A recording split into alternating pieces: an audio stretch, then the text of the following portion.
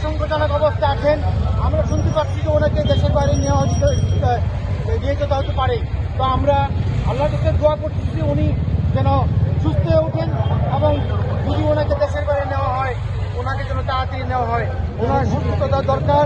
দেশের এই ক্রান্তি লগ্নে, দেশের এই পজিশনে, এই অবস্থায় জাতি ওনাকে পাশে পেতে চায়। ওনার এই দেশের ক্রান্তি লগ্নে ওনাকে অনেক দরকার বলে মনে করে জাতি।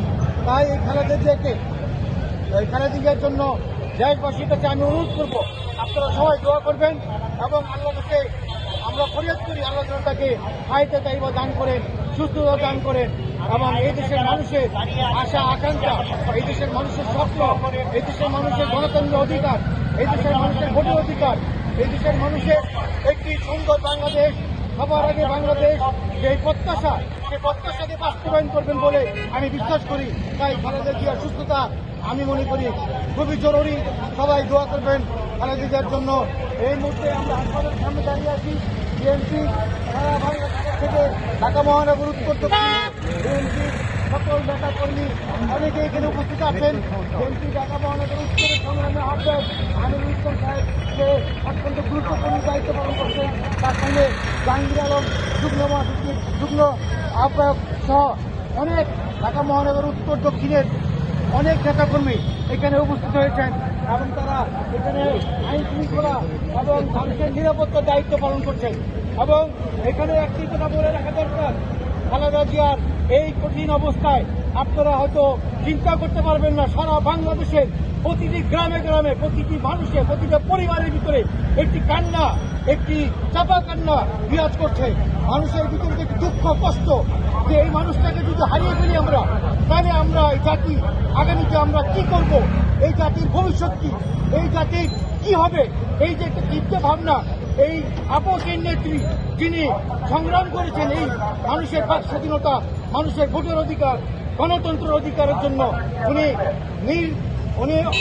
ওনাকে জেলে, ওনাকে অন্যায়ভাবে জেলে রাখা হয়েছে, বিনা চিকিৎসা ওনাকে মৃত্যুর পথে ফেলে দেওয়া হয়েছে, মৃত্যুর সঙ্গে পাঞ্জা করেছেন উনি।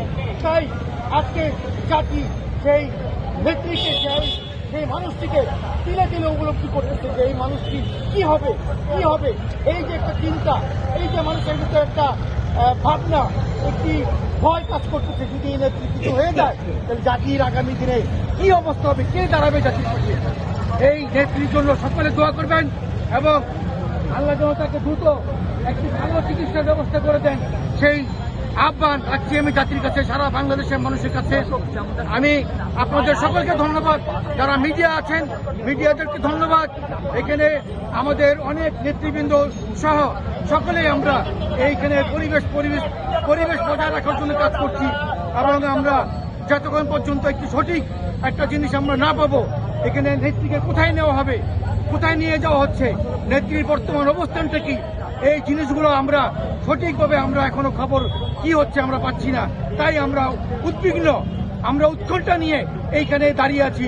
তাই সকলকে বলবো যে আপনারা সকলেই নেত্রীর জন্য, এই আপসীন নেত্রী, বাংলার মানুষের সবচেয়ে প্রিয় যে মানুষটি, যিনি আগামী বাংলাদেশের একটি বলিষ্ঠ ভূমিকা রাখবেন, সেই নেত্রীকে, সেই মানুষটিকে যেন আল্লাহ তাআলা সুস্থ করে দেন, উনি যেন ভালো হয়ে যান, উনি যেন মানুষের মধ্যে ফিরে আসে, সেই প্রত্যাশা রেখে, সেই দোয়া রেখে, সেই আহ্বান রেখে আমি আপনাদের কাছে নেত্রীর জন্য দোয়া চাচ্ছি।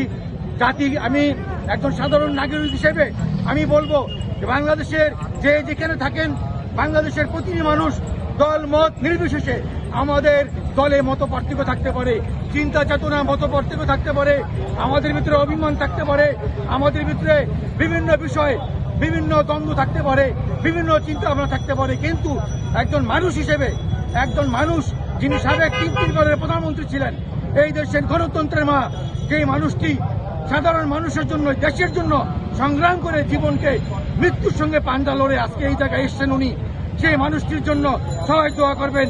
সেই মানুষটিকে দলমত নির্বিশেষে দেশের সর্বোচ্চ জায়গায় রেখে তার জন্য সকলে দোয়া করবেন। সকলের কাছে আমি আহ্বান জানাচ্ছি, সকলে দোয়া করবেন। আজকে উনি এই হাসপাতালে আছেন, আপনারা দেখতে পাচ্ছেন হাজার হাজারো মানুষ এবং আইন শৃঙ্খলা বাহিনী এবং এখানে প্রশাসনের অনেক বাহিনী আছে, সবাই নিরাপত্তার দায়িত্বে আছেন। পাশাপাশি